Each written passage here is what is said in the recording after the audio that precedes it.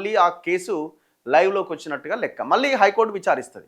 ఇప్పుడు ఈ దేశంలో ఇప్పుడు మనం ముందు నుంచి అదే చెప్తున్నాం. అప్పుడే మీరు సంకలు గుద్దుకోకండి, సప్పట్లు కొట్టకండి. ఇంకా చాలా ఉంటుంది. ఈ దేశంలో కొన్ని వేల కేసులలో కింది కోర్టులు కొట్టేసిన కేసులు హైకోర్టులో, సుప్రీంకోర్టులో ప్రూవ్ అయిన కేసులు ఉన్నాయి. కింది కోర్టు ఒకవేళ ఆ కేసుని ఏదో జరిగిందని శిక్ష వేస్తే పైకోర్టులకు వెళ్తే శిక్షను క్యాన్సిల్ చేసిన సందర్భాలు ఉన్నాయి తప్పని. ఇట్లా ఇట్లా చాలా కేసెస్ చాలా రకాలుగా జరుగుతుంది. ఓన్లీ అది కింది కోర్టు వచ్చినటువంటి జడ్జిమెంట్తోని ఆహా అయిపోయింది క్లీన్ చిట్ అని ఎగిరెగిరి దుంకుతున్నారు. ఇప్పుడు ఆమె ఇక మామూలుగా లేదు, కవిత గారిది కూడా. మరి ఇప్పుడు హైకోర్టు మళ్ళీ మీకు నోటీసులు ఇచ్చిందిగా, మరి దీని మీద ఏం చెప్తారు?